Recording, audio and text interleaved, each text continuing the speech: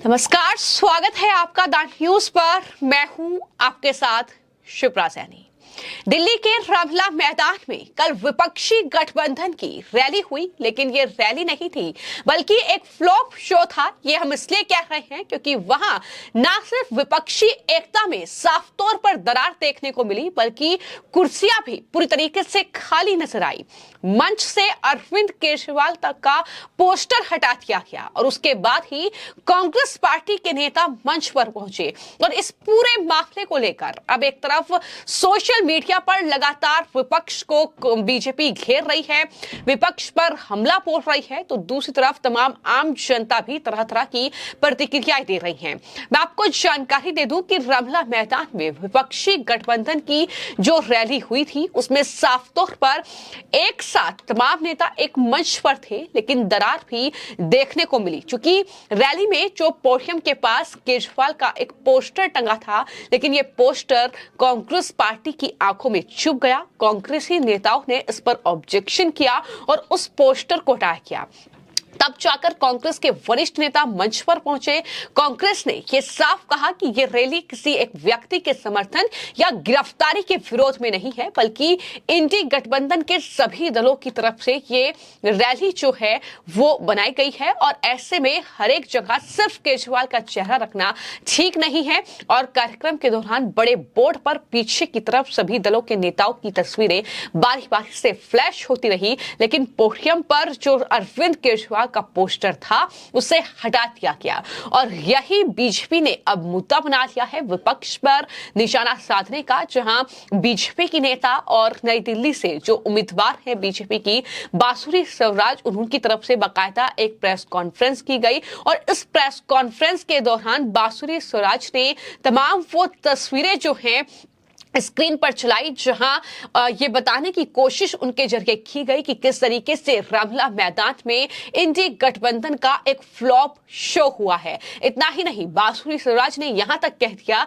कि विपक्ष को सबसे पहले तो ये पता होना चाहिए कि रैली का मतलब क्या होता है। रैली का मतलब होता है जनसभा, लेकिन ये कोई जनसभा नहीं थी। जिस तरीके से कुर्सियां खाली पड़ी हुई थी, लोग पैसे देकर पहुंच रहे थे, ये साफ तौर पर तस्वीरें सामने आई है, जहां पर कई मीडिया रिपोर्ट्स में इस बात की जानकारी दी गई है कि इंडी गठबंधन की इस लोकतंत्र बचाओ रैली में खाली कुर्सियां नजर आई और आम लोग पूरी तरीके से गायब दिखे। अपने भाषणों में अलग अलग विपक्षी नेताओं ने मोदी सरकार को हटाने की बात की, अब की बार 400 पार के नारे पर तंज कसा, लेकिन इस मेगा शो का हवाला जो विपक्षी गठबंधन दे रहा था, वहां पर जिस तरीके से कुर्सियां खाली पड़ी थी और लोगों को पैसों का लालच दिया गया रैली में पहुंचने के लिए, इसको लेकर बांसुरी स्वराज ने बड़ा हमला विपक्ष पर बोला है और किस तरीके से उन्हें ये याद दिलाया है कि जनता जो है उनके बहकावे में नहीं आने वाली है। क्या कुछ बांसुरी स्वराज ने कहा है, सुनिए।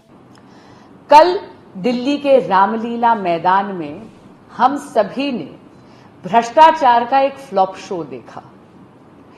मुझे लगता है कोई भी शब्दकोश उठाकर देख लीजिएगा, रैली शब्द की परिभाषा में कल जो फ्लॉप शो इंडी अलायंस ने पेश करा वो कतई फिट नहीं बैठता। यहां तक कि मैं विपक्ष से निवेदन करूंगी कि अगर आपके पास नहीं है तो डिक्शनरी में भेज देती हूं, कम से कम रैली शब्द की परिभाषा तो देख लीजिए। रैली का अर्थ है बड़ी जनसभा। मैं आपके समक्ष 2 वीडियोस प्रस्तुत करना चाहूंगी और ये वीडियोस तब की हैं जब माननीय राहुल गांधी जी का उद्बोधन चल रहा था। आपको इस वीडियो में दिखेंगी खाली कुर्सियां, यानी इंडी अलायंस यानी विपक्ष के लोग कोई व्यक्ति अपने साथ इकट्ठा नहीं कर पाए। जनता जनार्दन का साथ इनके साथ नहीं है। इंडी अलायंस की इस सो कॉल्ड रैली को जनता जनार्दन का समर्थन बिल्कुल जीरो था। किसी प्रकार का समर्थन उन्हें नहीं मिल रहा। अब ये बहुत स्वाभाविक सी बात है कि इस रैली को तो समर्थन इसलिए नहीं मिलना था क्योंकि ये रैली का उद्देश्य ही बहुत अजीब था। इस रैली का उद्देश्य था भ्रष्टाचार की जस्टिफिकेशन। हम हमेशा कहते हैं इंडी अलायंस का गठबंधन स्वार्थ की धुरी पर आधारित है। चोर चोर मौसेरे भाई। ये ऐसा गठबंधन है जो भ्रष्टाचारियों ने आकर अपने भ्रष्टाचार पर पर्दा डालने के लिए और अपने आप को बचाने के लिए अपने राजनीतिक स्वार्थ के लिए बनाया है। इसमें किसी भी प्रकार की विचारधारा का समन्वय नहीं है, इसमें किसी मुद्दों का समन्वय नहीं है और इसीलिए आपने देखा होगा रैली की वजह पर भी समन्वय नहीं मिला। यहां तक आम आदमी पार्टी का तो दावा था कि ये रैली माननीय मुख्यमंत्री अरविंद केजरीवाल जी की गिरफ्तारी के विरुद्ध था, लेकिन कांग्रेस पार्टी तो बोली कि नहीं, ये रैली किसी व्यक्ति विशेष के लिए नहीं बल्कि पूरे इंडिया अलायंस के लिए है। अरे भाई, ये कैसा गठबंधन है जहां आप एक जनसभा कर रहे हैं लेकिन आपको वजह भी नहीं पता, आप उस पर भी समन्वय नहीं बांध पा रहे हैं। मैं जनता के सामने ये जरूर कहना चाहूंगी कि इंडिया अलायंस भ्रमित करने का प्रयास कर रहा है। जो भी हो रहा है इसके लिए भाजपा जिम्मेदार नहीं है, ये कोर्ट के ऑर्डर्स के कारण हो रहा है। हेमंत सोरेन जी ने 10 समन्स का निरादर करा है और इसीलिए उनको कस्टोडियल इंटेरोगेशन के लिए लेके जाया गया। आज कोर्ट हैं देश के जो कह रहे हैं कि उनका केस बेल के लायक नहीं है और इसीलिए उनको बेल नहीं दी जा रही है। इसी तरह माननीय मुख्यमंत्री अरविंद केजरीवाल जी को पिछले साल 2 नवंबर 2023 से ईडी कह रही है, समन पे समन भेज रही है कि आइए और जांच में जुड़िए, लेकिन उन्होंने इस देश के कानून का उल्लंघन कर section 50 subsection 3 of the PMLA, जो कि अनिवार्य करता है कि अगर आपको समन भेजा गया है तो आपको जांच में जुड़ना ही है। यदि आप नहीं जुड़ते हैं तो आप सेक्शन 174 ऑफ द आईपीसी के तहत अपने खिलाफ एक नया ऑफेंस क्रिएट करते हैं। 9 समन्स का निरादर करा है माननीय मुख्यमंत्री अरविंद केजरीवाल जी ने और उसके बाद उन्होंने विवश कर दिया कि जांच एजेंसियां आए और उनको कस्टोडियल इंटेरोगेशन के लिए लेके जाए। तो मैं पूछना चाहती हूं, ये कैसी उद्दंडता है कि आप भ्रष्टाचार पे भ्रष्टाचार करते जाएंगे, जब जांच एजेंसियां अपना काम करेंगी तो आप उन पर दोषारोपण करेंगे। जब इस देश की कचहरियां ये कहेंगी कि आपके खिलाफ प्राइमा फेसी एविडेंस एस्टैब्लिश हो गया है और बेल पर बेल रिजेक्ट करती जाएंगी, तो आप जाकर जनता के दरबार में उनको भ्रमित करने के लिए ऐसा फ्लॉप शो करें। तो जिस तरीके से लगातार ये कहा जा रहा था कि अरविंद केजरीवाल जो कि शराब घोटाले में अब तिहाड़ जेल जाने की तैयारी कर चुके हैं, जिस तरीके से कोर्ट ने दरअसल उनकी न्यायिक हिरासत जो है वो बढ़ाई है और ऐसे में अब वो तिहाड़ जेल जाएंगे, इसको लेकर कहीं ना कहीं आम आदमी पार्टी लगातार ये कह रही थी कि अरविंद केजरीवाल के समर्थन में और उनके गिरफ्तारी के विरोध में ये रैली होने जा रही है। लेकिन साफ तौर पर इस रैली में दरार जो है वो देखने को मिली विपक्ष में, क्योंकि कांग्रेस पार्टी के नेता तभी मंच पर पहुंचे जब पोडियम से अरविंद केजरीवाल का फोटो हटाया गया और इसको लेकर ही बीजेपी ने ये पूरी प्रेस कॉन्फ्रेंस की है, जिसमें बांसुरी स्वराज ने न सिर्फ इस रैली को लेकर विपक्ष पर हमला बोला है, बल्कि इसके अलावा उन्होंने अरविंद केजरीवाल की गिरफ्तारी और अब जिस तरीके से वो जेल चले गए हैं उसको लेकर बड़ा हमला आम आदमी पार्टी पर भी बोला है और साफ तौर पर इंडिया अलायंस पर निशाना साधते हुए उन्होंने ये कहा है कि यह गठबंधन का धर्म निभाते निभाते राजधर्म, राष्ट्रहित और राष्ट्र धर्म तीनों ये जो कहीं ना कहीं विपक्षी दलों के नेता हैं ये भूल चुके हैं। जनता इन्हें सबक सिखाएगी, ये तमाम बातें उनकी तरफ से कही गई है, क्योंकि जाहिर तौर पर ये चुनाव काफी अहम है जिसमें बांसुरी स्वराज को भी उम्मीदवार बनाया गया है। लेकिन बीजेपी लगातार अरविंद केजरीवाल, उनकी पार्टी और पूरे विपक्ष पर हमलावर नजर आ रही है। फिलहाल आपकी इस पूरे मामले को लेकर क्या राय है, हमें कमेंट बॉक्स में जरूर लिखें। धन्यवाद।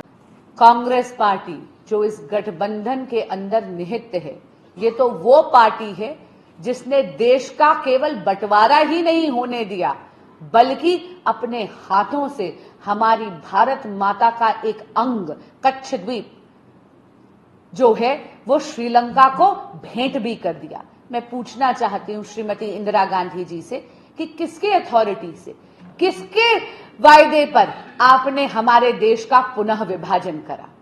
तो इंडी अलायंस से मेरा निवेदन है कि आप देश की जनता को भ्रमित करना बंद करिए। ऐसे फ्लॉप शो कर क्यों पब्लिक का भी टाइम वेस्ट करते हैं और खुद अपने आप के लिए भी एक एम्बैरेसिंग सिचुएशन क्रिएट करते हैं। अभी अभी मुझे खबर मिली है कि आज माननीय मुख्यमंत्री अरविंद केजरीवाल जी को दिल्ली की कचहरी ने जुडिशियल कस्टडी में भी भेजा है। देखिए, साफ दिखता है कि ये गठबंधन नहीं, ठगबंधन है। ईडी ने जो भी एविडेंस पेश करी है, एक बार दिल्ली हाईकोर्ट ने देख लिया है और उस एविडेंस को देखने के बाद ही माननीय मुख्यमंत्री अरविंद केजरीवाल जी को इंटरिम प्रोटेक्शन देने से कचहरी ने इनकार करा था। आज ईडी की सारी दलीलें देखने के बाद कचहरी ने उनको जुडिशियल कस्टडी में भेजा है, क्योंकि कचहरी को यह लगा है that this is a fit case for custody. यानी जो भी तथ्य उनके सामने रखे हैं, कोर्ट को यह लगा है कि माननीय मुख्यमंत्री अरविंद केजरीवाल जी की कस्टडी एक्सटेंड कर उनको जुडिशियल कस्टडी में भेजा जाना चाहिए। इंडी अलायंस वो गठबंधन है जो अपने गठबंधन या ठगबंधन के धर्म को निभाते निभाते राष्ट्र धर्म, राजधर्म, राष्ट्रहित तीनों की बलि चढ़ा रही है। चाहे संदेश खाली में चुप्पी साधना हो, चाहे आम आदमी पार्टी के एक लीडर जिन्होंने आम आदमी पार्टी के एक वर्कर की बेटी के साथ छेड़खानी करी उस पर चुप्पी साधना हो, चाहे किसी भी राष्ट्र हित के मुद्दे पर चुप्पी साधना हो, ये गठबंधन का धर्म निभाते निभाते राजधर्म, राष्ट्रहित और राष्ट्र धर्म तीनों को भूल गए हैं। बहुत सारे सवाल हैं मेरे, आपके, आम आदमी के मन में, देश भर में, मगर हम दिल्ली स्पेसिफिक जो प्रश्न हैं उन्हीं को प्रेस के माध्यम से बासुरी जी आज पूछेंगे। पहला प्रश्न, कांग्रेस ये बताए कि इनकम टैक्स के जो नोटिस दिया है वो सही है या गलत, और आपने टैक्स की चोरी करी है या नहीं। ये बात मैं मीडिया के बंधुओं के माध्यम से याद दिलाना चाहूंगी कि दिल्ली हाईकोर्ट ने इनकी याचिका खारिज कर दी है। दूसरा प्रश्न, कांग्रेस ये बताए कि उस समय पर इनकम टैक्स फाइनल क्यों नहीं किया, आए तो कम करके क्यों नहीं बताया। और दूसरा, आम आदमी पार्टी में मैं ये जरूर पूछना चाहूंगी श्रीमती केजरीवाल जी से कि आज उनका स्टेटस क्या है, क्योंकि वो माननीय मुख्यमंत्री जी की कुर्सी पर तो नहीं बैठी हैं, लेकिन हां, जिस प्रकार के वादे वो कर रहे हैं, मैं पूछना चाहती हूं कि उनकी अथॉरिटी क्या है। तीसरा प्रश्न, आम आदमी पार्टी ये बताए कि शराब घोटाले में कोर्ट ने उनके नेताओं को बार बार जमानत देने से जब मना कर दिया है, तो फिर वो किस बिना पर जनता जनार्दन को भ्रमित करने का प्रयास कर रहे हैं। एक और घटना हुई है कि हम बार बार कहते हैं कि आम आदमी पार्टी दिल्ली के लोगों को गुमराह करने के लिए एक सी बातों को बार बार दोहराती है। हमने एक शब्द सुना है, ऑपरेशन लोटस।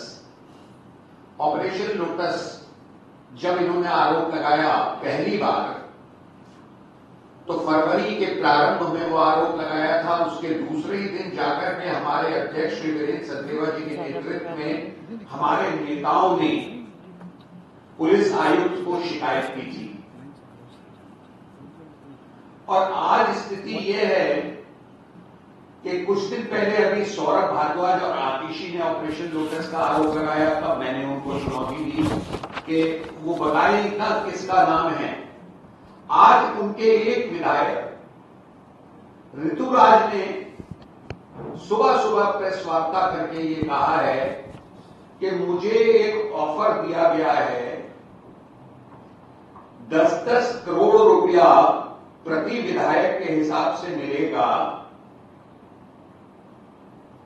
यदि मैं अपने साथ विधायक लेकर के आ जाऊं और मुझे पूर्वांचल कोटे से मंत्री भी बना दिया जाएगा। अभी मैं और बांसुरी जी इस विषय पर कुछ बात कर रहे थे, तो मैं चाहूंगा कि बांसुरी जी उस विषय को अपने आप ही रखें पार्टी के वक्तव्य के तौर पे।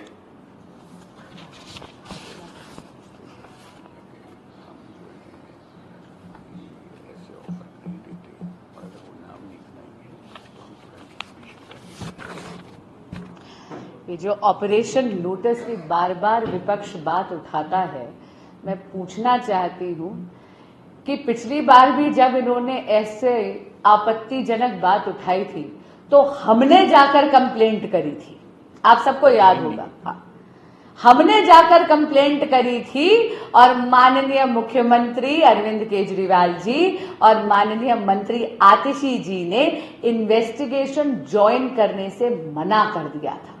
उसके बाद 3 प्रेस कॉन्फ्रेंसेस करी थी, लेकिन एक में भी नाम उजागर नहीं करा गया। क्यों? क्योंकि झूठ बोल रहे हैं और कहते हैं ना, झूठ के पांव नहीं होते। अगर आप में दम है तो आइए पब्लिक में नाम उजागर करिए, लेकिन ना तो ये नाम उजागर करते हैं, ना ये जाकर इन्वेस्टिगेशन में ज्वाइन करते हैं। इनकी एक पुरानी आदत है, अंग्रेजी में कहते हैं शूट एंड स्कूट, कुछ भी बोल दो, कुछ भी झूठ बोल दो और उसके बाद देखी जाएगी। लेकिन ये जनता जो है ना, ये पब्लिक है, ये सब जानती है। और आप देख लीजिएगा आगामी चुनाव में इंडी अलायंस ने जो एक एक चोट दी है भारत की इस जनता को, जो इन्होंने ठगा है, इनकी एक एक चोट का जवाब देगी भारत की जनता अपने एक एक वोट से। अब की बार 400 पार, फिर एक बार मोदी सरकार। धन्यवाद। आपके प्रश्न। बांसुरी जी, कल रामलीला मैदान में जिस तरह से इंडी गठबंधन का रैली हुआ, उसमें सुनीता केजरीवाल उन्होंने स्टेटमेंट दी थी कि अगर इंडी गठबंधन देश में आती है तो हर राज्य में बिजली, शिक्षा और मोहल्ला क्लिनिक फ्री कर दी जाएगी। सीट लड़ने वाले देश को जी बिल्कुल, इनकी जो गारंटी है उसका मैं खुलासा आपके समक्ष कर देती हूँ। चलिए मोहल्ला क्लिनिक्स की बात करते हैं। जो 6 गारंटी में से एक विषय लेके दे, ये वो मोहल्ला क्लिनिक्स है जहां पे फर्जी दवाइयां बट रही थी। ये वो मोहल्ला क्लिनिक्स है जो कोविड के समय बंद थे। ये वो मोहल्ला क्लिनिक्स है जो डॉक्टर्स, जहां पे डॉक्टर्स डायग्नोसिस नहीं कर रहे थे, एडमिनिस्ट्रेटिव स्टाफ डायग्नोसिस कर रहा था। ये वो मोहल्ला क्लिनिक्स हैं जहां पर पैथोलॉजिकल टेस्ट भी फर्जी थे। 20,000 से ज्यादा गोस्ट पेशेंट्स बनाए गए हैं। आप जानते हैं ये पुरानी आदत है कि कोई भी वादा कर दो उसको पूरा करने की तो इनको फिक्र होती ही नहीं है। दूसरी तरफ आप देखिए, हमारी तरफ आप देखिए, माननीय हमारे यशस्वी प्रधानमंत्री नरेंद्र मोदी जी ने हेल्थ के सेक्टर में क्या करा है। एम्स हॉस्पिटल्स की संख्या 1 दशक में तिगुनी हो गई है। जन औषधि केंद्र बने हैं जहां पर जरूरतमंदों को 23,000 करोड़ रुपए बचे हैं उनको अच्छी गुणवत्ता की सस्ती दवाइयां देकर। उसमें से 900 जन औषधि केंद्र तो दिल्ली में चल रहे हैं। और हम आयुष्मान भारत को कैसे भूल सकते हैं। 5 लाख रुपए का मुफ्त कवर मोदी सरकार देती है। लेकिन पुनः आपके माध्यम से बताना चाहूंगी कि दिल्ली की जो जनता है वो आयुष्मान भारत के बेनिफिट से वंचित है, क्योंकि माननीय मुख्यमंत्री अरविंद केजरीवाल जी द्वेष की राजनीति करते हैं। वे अपने राजनीतिक स्वार्थ के कारण उन्होंने आयुष्मान भारत को दिल्ली में लागू ही नहीं होने दिया है।